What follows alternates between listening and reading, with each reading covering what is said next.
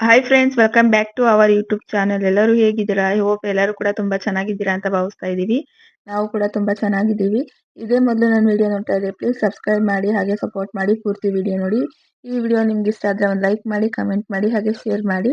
ಇವತ್ತು ಸ್ವಲ್ಪ ನುಚ್ಚಕ್ಕಿ ಇತ್ತು, ಅಂದರೆ ಮೊನ್ನೆ ನುಚ್ಚಕ್ಕಿ ಎಲ್ಲ ಅಂದರೆ ಜರಡಿ ಹಿಡಿದ್ನಲ್ಲ, ಹಾಗಾಗಿ ನುಚ್ಚಕ್ಕಿ ಇತ್ತಲ್ಲ ಸುಮ್ಮನೆ ಬಿದ್ದು ವೇಸ್ಟ್ ಆಗ್ಬಿಡುತ್ತೆ. ಅಂದರೆ ಎಷ್ಟು ದಿವಸ ಅಂತ ದೋಸೆ ಮಾಡೋಕ್ಕಾಗುತ್ತೆ. ಇವಾಗ ಅಕ್ಕಿ ಹಿಟ್ಟು ಕೂಡ ಖಾಲಿ ಆಗಿತ್ತು, ಹಾಗಾಗಿ ಇವತ್ತು ತೊಳೆದು ಒಣಗಾಕ್ಬಿಟ್ರೆ ಚೆನ್ನಾಗಿ ಬಿಸಿಲು ಬಂದಿತ್ತು.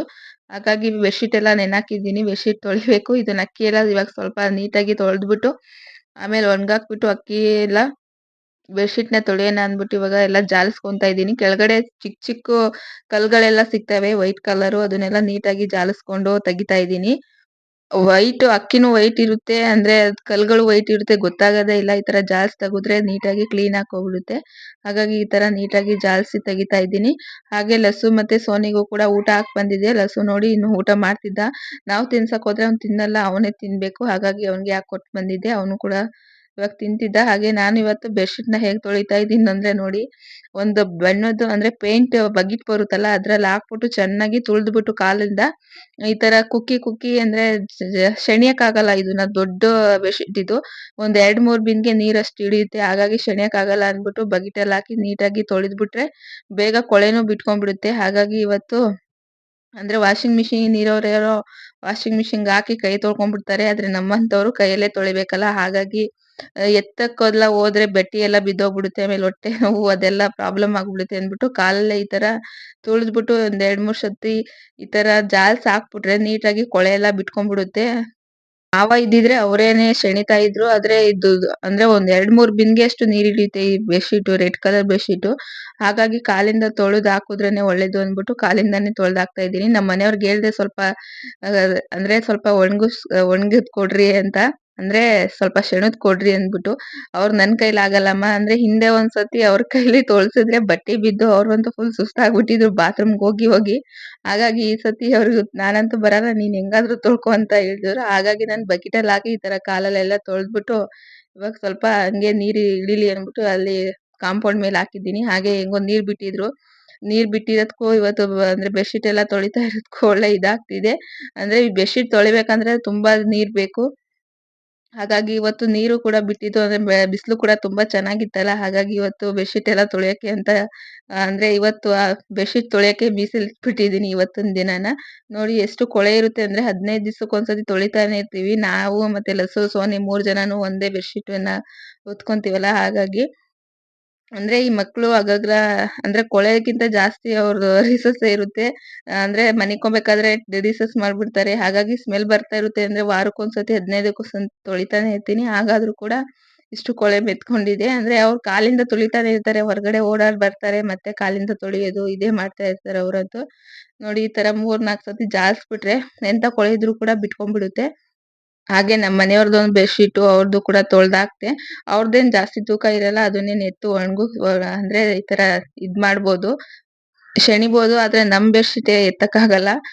ಅದನ್ನೆಲ್ಲ ಇವಾಗ ಅಂದ್ರೆ ಎರಡು ಬೆಡ್‌ಶೀಟ್ ಇದೆಯಲ್ಲ, ಅದನ್ನ ಆರಾಮಾಗಿ ಈ ತರ ಕುತ್ಕೊಂಡೇ ತೊಳ್ದು ಬಿಡ್ಬೋದು. ಹಾಗಾಗಿ ಇದನ್ನ ಕುತ್ಕೊಂಡೇ ತೊಳ್ದು ಇವಾಗ ಅಂದ್ರೆ ಬೆಳಿಗ್ಗೆ 8 ಗಂಟೆಯಿಂದ ಕುತ್ಕೊಂಡಿದ್ದು 11, 12 ಗಂಟೆ ತನಕ ಇದೇ ಆಯ್ತು ಇವತ್ತು ಬೆಡ್‌ಶೀಟ್ ತೊಳೆಯೋದೇ. ಹೆಂಗೋ ಹೆಂಗೋ ಬೆಡ್‌ಶೀಟು ತೊಳ್ದಂಗಾಯ್ತು. ಅಂದ್ರೆ ಬೇಸಿಗೆಗಾಲ ಬಂತು ಅಂದ್ರೆ ಮಳೆ ಅಷ್ಟು ಹೋದ ವರ್ಷ ಮಳೆನೂ ಬರ್ಲಿಲ್ಲ. ಅವಾಗಂತೂ ನೀರಿನ ಪರದಾಟನೇ ಆಯ್ತು ಅನ್ಬೋದು. ಅಂದ್ರೆ ಬೇರೆ ಊರಿಗೆ ಹೋಗಿ ನೀರೆಲ್ಲ ಎತ್ಕೊಬಂದು ಇದಾಯ್ತು. ಹಾಗಾಗಿ ಈ ಸತಿ ಬೇಗನೆ ಒಂದ್ 2-3 ರಗ್ ಇತ್ತಲ್ಲ ಬೆಡ್‌ಶೀಟು, ಅದನ್ನೆಲ್ಲ ಇವಾಗ ತೊಳ್ದು ಮಡ್ಚಿಕ್ಬಿಟ್ರೆ ಆಮೇಲೆ ಬೇಸಿಗೆ ಕಾಲದಲ್ಲಿ ಅದನ್ನೆಲ್ಲ ತೊಳೆಯೋದ್ ತಪ್ಪುತ್ತೆ ಅಂದ್ಬಿಟ್ಟು ಒಂದ್ 2-3 ರಗ್‌ನ ತೊಳ್ದ್ಬಿಟ್ಟು ಒಳಗಡೆ ಇಟ್ಬಿಡೋಣ ಅಂದ್ಬಿಟ್ಟು ಇವಾಗ ತೊಳ್ದ್ಬಿಟ್ಟು ಇವೆಲ್ಲ ಬಿಸ್ಲಲ್ಲಿ ಒಣಗಾಕ್ತಾ ಇದ್ದೀನಿ. ಬಿಸ್ಲಂತೂ ತುಂಬಾ ಚೆನ್ನಾಗಿತ್ತು ಇವತ್ತಂತೂ. ಬೇಗನೆ ಒಣಗ್ಕೊಳ್ಳುತ್ತೆ ಅಂದ್ಬಿಟ್ಟು ಇಲ್ಲಿ ಹಾಕಿದ್ದೀನಿ. ಅಂದ್ರೆ ಇಲ್ಲಿ ಹಾಕ್ತೀನಿ ಅಂದ್ರೆ ದೊಡ್ಡ ಬೆಡ್‌ಶೀಟ್‌ನ ಇಲ್ಲಿ ಹಾಕ್ಬಿಡೋಣ ಅಂತ ಅನಿಸ್ತಿತ್ತು. ಆದ್ರೆ ಇಲ್ಲಿ 2 ರಗ್ಗು ಬೇಗ ಒಣಗ್ಕೊಳ್ಳುತ್ತೆ ಅಂತಾನು ಅನಿಸ್ತಿತ್ತು. ನೋಡೋಣ ಅಂದ್ಬಿಟ್ಟು ಇದನ್ನ ಹಾಕಿದ್ದೀನಿ. ಬಿಸ್ಲು ಬಂದೆ ನಮ್ ರಗ್‌ನ ಹಾಕೋಣ, ನಮ್ ಬೆಡ್‌ಶೀಟ್‌ನ ಅಂದ್ಬಿಟ್ಟು ಇವಾಗ ಈ ಬೆಡ್‌ಶೀಟ್‌ನೇ ಹಾಕಿದ್ದೀನಿ. ನೋಡಿ ಇನ್ನು ಈ ಕಡೆ ಬಂದು ಅಂದ್ರೆ ಸ್ವಲ್ಪ ಇಲ್ಲಿ ಗಟ್ಟಿ ಇಲ್ಲ ಹಗ್ಗ.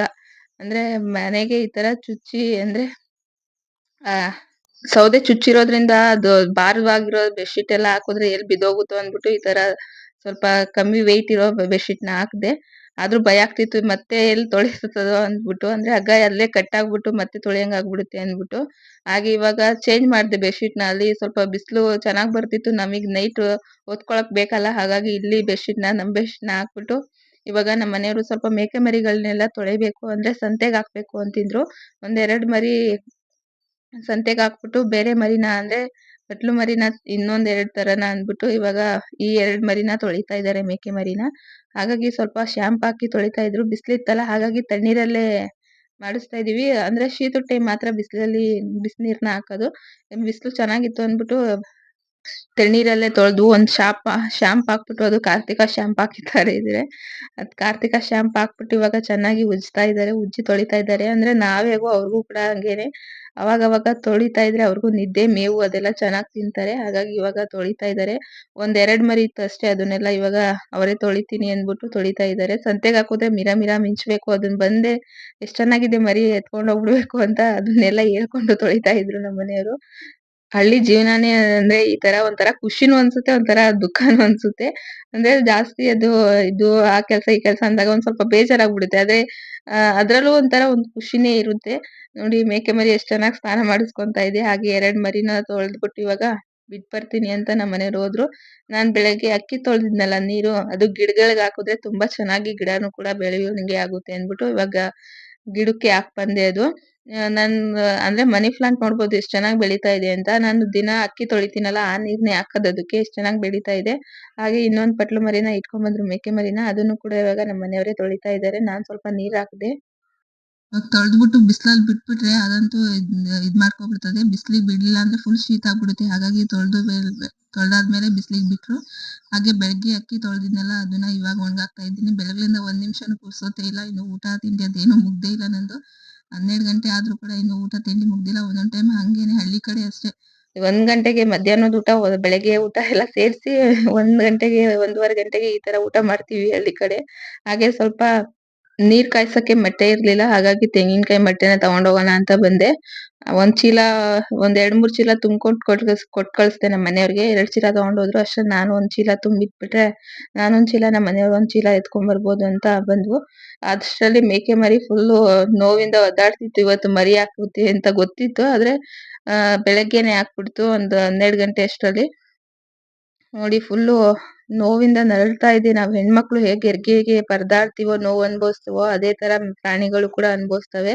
ಫಸ್ಟು ಅಂದ್ರೆ ತಲೆ ಬರ್ಲಿ ಅಂತ ಕಾಯ್ತಿದ್ವು. ಇವಾಗ ತಲೆ ಬಂದ್ಮೇಲೆ ಈ ತರ ಸ್ವಲ್ಪ ನೀಟಾಗಿ ನೀಟಾಗಿ ಎಳ್ಕೋಬೇಕಾಗುತ್ತೆ. ಅದ್ರ ನೋವು ನೋಡಿದ್ರೆ ನನ್ಗೆ ಒಂಥರ ಅನ್ನಿಸ್ಬಿಡುತ್ತೆ. ನಾವೆಷ್ಟ್ ನೋವು ಪಡ್ತೀವೋ ಅವರು ಕೂಡ ಅಷ್ಟೇ ನೋವು ಪಟ್ಟಿರ್ತಾರೆ. ಹಾಗೆ ಬಾಯಲ್ಲೆಲ್ಲ ಮರಿಗಳ್ದು ಅದ್ ಇದಿರುತ್ತಲ್ಲ, ಅದನ್ನೆಲ್ಲ ತೆಗುದ್ರು ನಮ್ಮ ಮಾವ ಅವರು. ಅದೇ ಹೆಣ್ಣು ಅಂದ್ರೆ ಪ್ರಾಣಿಗಳಿಗೂ ಮನುಷ್ಯರಿಗೂ ವ್ಯತ್ಯಾಸ ಇದೆ ಅಂತ. ಮನುಷ್ಯರಾಗಿದೆ ಆ ಹಾಸ್ಪಿಟಲ್ ಈ ಹಾಸ್ಪಿಟಲ್, ನಾರ್ಮಲ್ ಆಗುತ್ತೋ ಸಿಸೇರಿಯನ್ ಆಗುತ್ತೋ ಅಂತ ಎಷ್ಟು ಒದ್ದಾಡ್ತೀವಿ. ಆದ್ರೆ ಪ್ರಾಣಿಗಳಿಗೆ ಹಾಗಲ್ಲ. ಆ ದೇವ್ರಿಗೆ ಯಾರಿಗೆ ಏನ್ ಕೊಡ್ಬೇಕು ಅಂತ ಮೊದ್ಲೇ ತೀರ್ಮಾನ ಮಾಡಿರ್ತಾನೆ ಅನ್ಸುತ್ತೆ. ನೋಡಿ, ನಾವ್ ಒಂದ್ ಮಕ್ಳನ್ನ ಸಾಕ್ಬೇಕು ಅಂದ್ರೆ 1 ವರ್ಷ ಬೇಕು ಅದು ಎದ್ದು ನಿಲ್ಲಕ್ಕೆ ಅಂತ. ಈ ಮರಿ ಹಾಗಲ್ಲ, 5 ನಿಮಿಷದಲ್ಲಿ ಎದ್ದು ಅದೇ ಹಾಲ್ ಕುಡಿಯಕ್ ಹೋಗ್ತಾ ಇದೆ. ಅಂದ್ರೆ ಹೋದ್ ಸತಿ ಆ ಮೇಕೆ ಮರಿ 2 ಮರಿನ ಹಾಕಿತ್ತು, ಆದ್ರೆ ಈ ಮರಿ ಒಂದೇ ಮರಿನ ಹಾಕಿದೆ, ಹೆಣ್ಮರಿ ಇದು ಕೂಡ. ನಮ್ಮ ಮನೆಯವ್ರು ಅಂತಿದ್ರು ಬರೀ ಹೆಣ್ಮರಿನೇ ಆಗ್ತಿದೆ ನನ್ಗೆ ಅನ್ಬಿಟ್ಟು. ಅಂದ್ರೆ ನಾವು ಕೂಡ ಕಾಮಿಡಿ ಮಾಡ್ತಾ ಇದ್ವಿ, ಬರೀ ಹೆಣ್ಮರಿನೇ ಆಗ್ತಿದೆ ಅಂತ. ನಮ್ಮ ಮನೆಯವರು ಹೋಗ್ಲಿ ಬಿಡು, ನನ್ನ ಹಣೆ ಬರ್ದಲ್ಲಿ ಬರೀ ಹೆಣ್ಮರಿನೇ ಅಂದ್ರೆ ಮೇಕೆ ಮರಿಗಳಿಗೆ ಸ್ವಲ್ಪ ರೇಟ್ ಇರುತ್ತೆ. ಹೆಣ್ಮರಿಗೆ ಅಂದ್ರೆ ಅಷ್ಟ್ರಲ್ಲಿ ನಾನು ಕೂಡ ಸ್ವಲ್ಪ ಮುಸ್ರೆಲ್ಲ ಇಕ್ಕಿದೆ, ಅದನ್ನೆಲ್ಲ ಎತ್ಬಿಟ್ಟು ಬೇರೆ ಮೇಕೆ ಮರಿಗೆ ಇಡೋಣ ಅಂತ ಬಂದೆ. ಇವಾಗ ಈದಿರೋ ಮೇಕೆ ಮರಿ ಅಂತೂ ಒಂದ್ ವಾರನೂ ಆಗಿಲ್ಲ ತಂದು. ಅದಂತೂ ಬೇರೆ ಹುಲ್ಗಳನ್ನ ತಿನ್ನೋದೇ ಇಲ್ಲ. ಬರೀ ಹುಣ್ಸೆಹಣ್ಣು ಹುಲ್ಲು, ಅಂದ್ರೆ ಹುಣ್ಸೆಹಣ್ಣು ಎಲೆ ಅದನ್ನೇ ತಿನ್ನುತ್ತೆ. ಬೇರೆ ಹುಲ್ಲು ಹಾಕಕ್ ಹೋದ್ರೆ ಅದ್ ತಿನ್ನೋದೇ ಇಲ್ಲ. ಹೇಗ್ ಕಟ್ಟಿರ್ತೀವೋ ಹಂಗೆ ಇರುತ್ತೆ. ಸೋನಿ ಬಂದ್ಲು ಅಂಗನವಾಡಿಯಿಂದ, ಅದನ್ನೆಲ್ಲ ಇವಾಗ ಆಟ ಆಡ್ತಿದ್ಲು ಮರಿ ಜೊತೆ. ಬಾರಿ ಈ ಕಡೆ ಇದಾಗುತ್ತೆ ಅಂದ್ರು ಕೂಡ ಕೇಳ್ತಾ ಇರ್ಲಿಲ್ಲ. ಹಾಗೆ ಸ್ವಲ್ಪ ವೇಟ್ ಮಾಡ್ತಿದ್ವು. ಅಂದ್ರೆ ಇನ್ನೊಂದ್ ಮರಿ ಹಾಕ್ಬೋದೇನೋ ಅಂತ ಅನ್ಕೊಂಡಿದ್ವು. ಆದ್ರೆ ಒಂದೇ ಹೆಣ್ಮರಿ, ಆದ್ರೆ ಚಿಕ್ಕ ಮರಿ ಆದ್ರೂ ಕೂಡ ತುಂಬಾ ಚೆನ್ನಾಗಿತ್ತು ಅದು. ಒಂದ್ ಮರಿ ಆಗಿರೋದಕ್ಕೆ ಬೆಳವಣಿಗೆ ತುಂಬಾ ಚೆನ್ನಾಗಿತ್ತು. ಹಾಗಾಗಿ ಇನ್ನೇನ್ ಅದು ಹಾಲ್ ಕೂಡ ಅಂದ್ರೆ ಜಾಸ್ತಿನೇ ಆಗುತ್ತೆ. ಇನ್ನೊಂದ್ ಮರಿ ತಂದು ಅದನ್ನ ಹಾಕುದ್ರೆ ಆಯ್ತು ಅಂದ್ಬಿಟ್ಟು ಒಂದೇ ಮರಿಗೆ ಬಿಟ್ವು. ಅದ್ರ ಮೇಲೆ ಇರೋದೆಲ್ಲ ಅದೇ ನೆಕ್ಕೊಳ್ಳುತ್ತೆ. ಹಾಗೆ ಅದು ವೇಸ್ಟೇಜ್ ಲಾಸ್ಟಿಗೆ ಬರುತ್ತಲ್ಲ ಅದನ್ನೆಲ್ಲ ಹಾಕಿತ್ತು. ಅದನ್ನೆಲ್ಲ ಇವಾಗ ಕವರ್‌ಗೆ ಹಾಕ್ಬಿಟ್ಟು ಆ ಕಡೆ ಎಸೆಯೋಣ ಅಂದ್ರೆ ಉತ್ತಕ್ಕೆ ಹಾಕಿದ್ರೆ ಒಳ್ಳೇದು ಅಂದ್ರು. ಆದ್ರೆ ಉತ್ತ ಇರ್ಲಿಲ್ಲ. ಹಾಗಾಗಿ ಕವರ್‌ಗೆ ಹಾಕಿ ಆ ಕಡೆ ಎಸ್ದು ಬಂದೆ. ಇದ್ ನೋಡಿ ಚಿಕ್ಕ ಮೊಟ್ಟೆ, ಕೋಳಿ ಮೊಟ್ಟೆನೇ ಇದು. ಪಾರಿವಾಳದ ಮೊಟ್ಟೆ ಅಂತಾರೆ. ಸುಮ್ನೆ ಹಾಕ್ಬೇಡ ಬಿಡು ನಮ್ಮ ಮನೆಯವರು ಅದಕ್ಕೂ ಮಾಡ್ತಾರೆ ಅಂತ ಹೇಳ್ತಿದ್ರು. ಇಲ್ಲ ಇದು ಪಕ್ಕಾ ಕೋಳಿ ಮೊಟ್ಟೆನೇ. ಇದು 15 ಗ್ರಾಮ್ ಬರ್ತಾ ಇದೆ ನೋಡಿ. ಕೋಳಿ ಮೊಟ್ಟೆನೇ ಇದು. ಅಂದ್ರೆ ಇಷ್ಟು ಚಿಕ್ಕ ಒಂದ್ 2, 3 ಸತಿ ಹಾಕಿತ್ತು. ಇಷ್ಟು ಇದು ಕೂಡ ಇದ್ 3ನೇ ಸತಿ ಅಷ್ಟು ಚಿಕ್ಕ ಕೋಳಿ ಮೊಟ್ಟೆ ಹಾಕಿರೋದು. ಹಾಗೆ ಬೋರ್ ಲಾರಿ ಕೂಡ ಹೋಗ್ತಾ ಇದ್ದು. ಹಾಗೆ ಕೆಳಗಡೆ ಬಂದು ಕೆಳಗಡೆ ಅಂದ್ರೆ ನಮ್ದು ಈ ಕಡೆ ಹೊಲ ಇದೆ. ಆ ಕಡೆ ದಿನ ಒಂದೊಂದು ಬೋರ್‌ವೆಲ್ ತಗಿಸ್ತಾ ಇದ್ದಾರೆ. ಹಾಗಾಗಿ ಅಲ್ಲಿ ಹೋಗ್ತಾ ಇತ್ತು. ಇಲ್ಲಿ ಸ್ವಲ್ಪ ರೋಡ್ ಚಿಕ್ಕದಾಗಿರೋದ್ರಿಂದ ಹೋಗಕ್ಕೆ ಸ್ವಲ್ಪ ಕಷ್ಟ ಆಗ್ತಿತ್ತದು. ಇಲ್ಲಿಂದ ಅಲ್ಲಿಗೆ ಹೋಗಕ್ಕೆ ಒಂದು ಅರ್ಧ ಗಂಟೆ ತಗೊಂತು ಟೈಮು. ಅದನ್ನೆಲ್ಲ ನೋಡ್ತಾ ಇದ್ದೆ ಹಂಗೆ ಕುತ್ಕೊಂಡು. ಲಸ್ಸು ಕೂಡ ನೋಡ್ತಾ ಇದ್ದ. ಹಾಗೆ ನೋಡಿ ಮರಿಗಳು ಎಷ್ಟು ಇದು ಆಕ್ಟಿವ್ ಆಗಿದೆ. ಅದು ಹುಲ್ಲುಗಳನ್ನ ತಿನ್ನಕ್ ಹೋಗ್ತಿದ್ದಾವೆ ಅಂತ. ಹಾಗೆ ನಮ್ಮ ಅಜ್ಜಿ ಬಂದು ಸ್ವಲ್ಪ ಬೀಸೋ ಕಲ್ಲಲ್ಲಿ ಇವತ್ತು ಅವರೆಕಾಳನ್ನೆಲ್ಲ ಇವಾಗ ಬೀಸೋ ಕಲ್ಲಲ್ಲಿ ಬೀಸ್ಕೊಂತಾ ಇದ್ರು. ಅದು ಆಗಾಗ್ಲೇ ಕಿತ್ಕೊಂಡ್ ಹೋಗ್ತಿತ್ತು ನಮ್ಮ ಅಜ್ಜಿ. ಅದೇನ್ ಬಗ್ತಾನೆ ಇಲ್ಲ ಅನ್ಬಿಟ್ಟು ಮಾಡ್ತಾ ಇದ್ರು. ಅಂದ್ರೆ ಅದು ಸ್ವಲ್ಪ ನೀರ್ ಹಾಕ್ಬಿಟ್ಟು ಚೆನ್ನಾಗ್ ಕುಟ್ಟುದಿದ್ರೆ ಇದಾಗ್ತಿದ್ದು. ಅಂದ್ರೆ ಇದು ಹಳೆ ಬೀಸೋ ಕಲ್ಲಲ್ವಾ, ಎಲ್ಲಿ ಒಂದ್ 2 ಏಟು ಜೋರಾಗಿ ಬಿತ್ತು ಅಂದ್ರೆ ಎಲ್ಲೋ ಬೀಸೋ ಕಲ್ಲು ಮುರಿದೋಗ್ಬಿಡುತ್ತೆ ಅಂದ್ಬಿಟ್ಟು ಅಜ್ಜಿ ಸ್ವಲ್ಪ ನಿಧಾನಕ್ಕೆ ಮಾಡ್ಕೊಂತ ಇದ್ರು. ಆವಾಗಿನ ಕಾಲದಲ್ಲಿ ಬೀಸೋ ಕಲ್ಲಲ್ಲೇ ಯೂಸ್ ಮಾಡ್ತಿದ್ರು. ಇವಾಗೆಲ್ಲೋ ಮಿಲ್ಲೆಲ್ಲ ಬಂದಿರೋದು. ಹಾಗೆ ಅವ್ರಿಗೆಲ್ಲ ಟೀ ಇಟ್ಕೊಡೋಣ ಅಂತ ಟೀನ ಇಟ್ಕೊಟ್ಟೆ.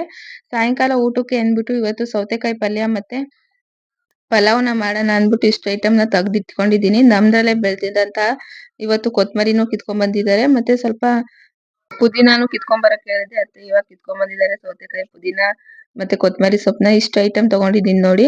ಪುದೀನ ಮತ್ತೆ ಕೊತ್ತಂಬರಿ, ಶುಂಠಿ, ಬೆಳ್ಳುಳ್ಳಿ, ಈರುಳ್ಳಿ, ಟೊಮೊಟೊ, ಮೆಣಸಿನ್ಕಾಯಿ, ಸ್ವಲ್ಪ ಚಕ್ಕೆ ಮಸಾಲೆ, ತುರಿದಿಟ್ಕೊಂಡಿರುವಂತ ತೆಂಗಿನಕಾಯಿ ತುರಿ ತಗೊಂಡಿದ್ದೀನಿ. ಇಷ್ಟು ತಗೊಂಡು ಇವಾಗ ಮಿಕ್ಸಿ ಜಾರ್‌ಗೆ ಇಷ್ಟು ಈರುಳ್ಳಿ ಹಾಕೊಂತಾ ಇದೀನಿ ನೋಡಿ. ಇಷ್ಟು ಈರುಳ್ಳಿ ಹಾಕೊಂಡು ಮೆಣಸಿನ್ಕಾಯಿ ಮತ್ತೆ ಕೊತ್ತಂಬರಿ ಸೊಪ್ಪು, ಪುದೀನ, ಶುಂಠಿ, ಬೆಳ್ಳುಳ್ಳಿ, ತೆಂಗಿನ ತುರಿ ಇದನ್ನೆಲ್ಲ ಹಾಕೊಂಡಿದ್ದೀನಿ. ಇವಾಗ ನೋಡಿ ಇಷ್ಟು ಐಟಮ್ ಒಗ್ಗರಣೆಗೆ ಇಟ್ಕೊಂಡಿದ್ದೀನಿ. ಈರುಳ್ಳಿ ಮತ್ತೆ ಟೊಮೊಟೊ ಅದನ್ನೆಲ್ಲ ಇವಾಗ ಮಿಕ್ಸಿಲಿ ರುಬ್ಕೊಂಡ್ ಬಂದೆ. ಇವಾಗ ಸ್ವಲ್ಪ ಎಣ್ಣೆ ಹಾಕ್ಬಿಟ್ಟು ಕುಕ್ಕರ್‌ಗೆ ಇವತ್ತು ನಾನು ಮಾಡ್ತಿರೋಂತ ಅಂದ್ರೆ ಪಲಾವು ರೇಷನ್ ಅಕ್ಕಿ ಪಲಾವು. ಅಂದ್ರೆ ಸೋನಾ ಮಸೂರಿ ಅಕ್ಕಿಲಲ್ಲ, ಅಂದ್ರೆ ಮಾಮೂಲಿ ರೇಷನ್ ಅಕ್ಕಿಲಿ ಮಾಡ್ತಿರೋ ಪಲಾವ್ ಇದು. ಇವಾಗ ಸ್ವಲ್ಪ ಮಸಾಲೆ ಎಲ್ಲ ಹಾಕಿದ್ಮೇಲೆ ಈರುಳ್ಳಿ, ಟೊಮೊಟೊನ ಹಾಕಿ ಚೆನ್ನಾಗಿ ಒಗ್ಗರಣೆ ಮಾಡ್ಕೊಂಡಾದ್ಮೇಲೆ ರುಬ್ಕೊಂಡಿರೋಂತ ಮಸಾಲೆಗಳನ್ನ ಇವಾಗ ಹಾಕಿ ಚೆನ್ನಾಗಿ ಮಿಕ್ಸ್ ಮಾಡ್ಕೊಂತಾ ಇದ್ದೀನಿ. ಕೆಲವ್ರು ಎಲ್ಲೋ ಹಳ್ಳಿ ಕಡೆ ಅಂದ್ರೆ ಸೋನಾ ಮಸೂರಿ ಅಕ್ಕಿನ ಯೂಸ್ ಮಾಡೋದು. ಇನ್ ಕೆಲವರು ಅಂದ್ರೆ ರೇಷನ್ ಅಕ್ಕಿನೇ ಯೂಸ್ ಮಾಡೋದು. ಇವಾಗ ಮಸಾಲೆ ಎಲ್ಲ ಹಾಕಿದ್ಮೇಲೆ ಸ್ವಲ್ಪ ಅಂದ್ರೆ ಇದ್ ತಗೊಂಡೆ 3 ತರದ ಅಂದ್ರೆ ತರಕಾರಿ. ಇವಾಗ ನೋಡಿ ರೇಷನ್ ಅಕ್ಕಿನ ತೊಳ್ದು ಹಾಕೊಂತಾ ಇದೀನಿ. ತುಂಬಾ ಚೆನ್ನಾಗಿರುತ್ತೆ ರೇಷನ್ ಅಕ್ಕಿಲೂ ಕೂಡ. ನಾವು ಮಾಡೋದ್ರ ಮೇಲೆ ಡಿಪೆಂಡ್ ಆಗುತ್ತೆ. ಇವಾಗ ಎಷ್ಟು ಬೇಕೋ ನೀರ್ನ ನಾನು 2.5 ಕಪ್ ಅಷ್ಟು ಅಕ್ಕಿನ ತಗೊಂಡಿದ್ದೆ. ಇವಾಗ 5 ಕಪ್ಪು ಅಂದ್ರೆ 5 ಕಪ್ಪಿಗಿಂತ ಸ್ವಲ್ಪ ಕಮ್ಮಿನೇ ತಗೊಂಡಿದ್ದೀನಿ ನೀರ್ನ. ಹಾಕ್ಬಿಟ್ಟು ಇವಾಗ ಸ್ವಲ್ಪ ಉಪ್ಪು ಹಾಕಿ ಸ್ವಲ್ಪ ಕೊತ್ತಂಬರಿ ಸೊಪ್ಪನ್ನ ಉದುರಿಸ್ಬಿಟ್ಟು 2-3 ವಿಷಲ್ ಹೊಡ್ಸಿದ್ರೆ ಪಲಾವ್ ಕೂಡ ರೆಡಿ ಆಗ್ಬಿಡುತ್ತೆ. ಹಾಗೆ ಇನ್ನೊಂದ್ ಕಡೆ ಸೌತೆಕಾಯಿಗೂ ಕೂಡ ರೆಡಿ ಮಾಡಿ ಇಟ್ಕೊಂಡಿದ್ದೆ. ಇವಾಗ ಒಗ್ಗರಣೆ ಹಾಕ್ತಾ ಇದೀನಿ ಸೌತೆಕಾಯಿ ಪಲ್ಯಕ್ಕೆ. ಸ್ವಲ್ಪ ಎಣ್ಣೆ, ಸಾಸಿವೆ, ಮತ್ತೆ ಮೆಣಸಿನ್ಕಾಯಿ ಸ್ವಲ್ಪನೇ ತಗೊಂಡಿದ್ದೆ. ಮತ್ತೆ ಈರುಳ್ಳಿನ ಹಾಕಿ ಚೆನ್ನಾಗಿ ಒಗ್ಗರಣೆ ಮಾಡ್ಕೊಂಡು ಈ ತರ ಚಿಕ್ಕ ಚಿಕ್ಕದಾಗಿ ಪೀಸ್ ಮಾಡ್ಕೊಂಡಿದ್ದೆ ಸೌತೆಕಾಯಿನ. ಇದು ಮೆಡಿಸಿನ್ ಸೌತೆಕಾಯಿ, ಮಿನಿ ಸೌತೆಕಾಯಿ ಅಂತೀವಲ್ಲ ಆ ಸೌತೆಕಾಯಿನ ಹಾಕ್ಬಿಟ್ಟು ಇವಾಗ ಸ್ವಲ್ಪ ಅರಿಶಿನ ಸಾರಿ ಮತ್ತೆ ಉಪ್ಪನ್ನ ಹಾಕ್ಬಿಟ್ಟು ಚೆನ್ನಾಗಿ ಮಿಕ್ಸ್ ಮಾಡ್ಕೊಂತಾ ಇದ್ದೀನಿ. ಒಂದೊಂದ್ಸತಿ ಮಾತಾಡ್ಬೇಕಾದ್ರೆ ಒಂಥರ ಅನ್ನಿಸ್ಬಿಡುತ್ತೆ. ಅದು ವಾಯ್ಸ್ ಓವರ್ ಕೊಡ್ಬೇಕಾದ್ರೆ ಇವಾಗ್ಲೂ ಕೂಡ ಭಯ ಅನ್ನಿಸ್ತಾ ಇದೆ. ಮುಂಚೆ ಎಷ್ಟು ಭಯ ಇತ್ತು ಇವಾಗ್ಲೂ ಕೂಡ ಅಷ್ಟೇ ಭಯ ಅನ್ಸುತ್ತೆ. ಅಂದ್ರೆ ಮಾತಾಡಕ್ ಸ್ವಲ್ಪ ಭಯ ಪಡ್ತಾ ಇರ್ತೀನಿ. ಅವಾಗ ಸ್ವಲ್ಪ ಮಾತಾಡಕ್ಕೆ ಬರಲ್ಲ ಅನ್ಕೊಂತಾರೆ ಕೆಲವ್ರು. ನಮ್ಮಂತವ್ರು ಸ್ವಲ್ಪ ಕ್ಯಾಮ್ರಾ ಎಲ್ಲ ಫೇಸ್ ಮಾಡೋದು ಸ್ವಲ್ಪ ಕಷ್ಟನೇ. ಹಾಗೆ ಇವಾಗ ಸ್ವಲ್ಪ ತುರ್ದಿಟ್ಕೊಂಡಿರೋ ತೆಂಗಿನಕಾಯಿ ಮತ್ತೆ ಕೊತ್ತಂಬರಿ ಸೊಪ್ಪನ್ನ ಹಾಕಿ ತಿರುಗಿಸ್ಬಿಟ್ರೆ ಸೌತೆಕಾಯಿ ಪಲ್ಯ ಕೂಡ ರೆಡಿ ಆಯ್ತು ನೋಡಿ. ತುಂಬಾ ಚೆನ್ನಾಗಿರುತ್ತೆ. ಪಲಾವ್‌ಗೆ ಒಳ್ಳೆ ಕಾಂಬಿನೇಷನ್ ಅನ್ಬೋದು. ಇದಕ್ಕೆ ಮೊಸರು ಬಜ್ಜಿ ಇದ್ದಿದ್ರೆ ಇನ್ನೂ ಒಳ್ಳೇದಾಗ್ತಿತ್ತು. ಆದ್ರೆ ಮೊಸರು ಇರ್ಲಿಲ್ಲ. ಹಾಗಾಗಿ ಸೌತೆಕಾಯಿ ಪಲ್ಯನ ಮಾಡಿ ಇವಾಗ ಲಸ್ಸುಗೆ ಹಾಕ್ಕೊಟ್ಟೆ. ಲಸ್ಸು ನೋಡಿ ನಂಗೆ ಇನ್ನೂ ಹಾಕು ಅಂತ ಕೈ ತೋರಿಸ್ತಾ ಇದ್ದಾನೆ. ಏನ್ ಹಾಕ್ಬೇಕು ಅಂದ್ರೆ ಸೌತೆಕಾಯಿ ಪಲ್ಯ ಹಾಕು ಅಂತ ಹೇಳ್ತಿದ್ದಾನೆ. ಸೌತೆಕಾಯಿ ತಿಂದ್ರೆ ಶೀತ ಆಗುತ್ತೆ ಬೇಡ ಅಂದ್ರು ಕೂಡ ಇಲ್ಲ ಹಾಕು ಅಂತ ಆಗಾಗ್ಲೇ ಕೈ ತೋರಿಸ್ತಾ ಇದ್ದ. ಹಾಗಾಗಿ ಸ್ವಲ್ಪ ಸೌತೆಕಾಯಿ ಪಲ್ಯ ಹಾಕ್ಲಿಲ್ಲ. ಅಂದ್ರೆ ಪಲಾವ್‌ನ ಹಾಕ್ದೆ ಅವ್ನಿಗೆ. ಈ ವಿಡಿಯೋ ನಿಮ್ಗೆ ಇಷ್ಟ ಆದ್ರೆ ಥ್ಯಾಂಕ್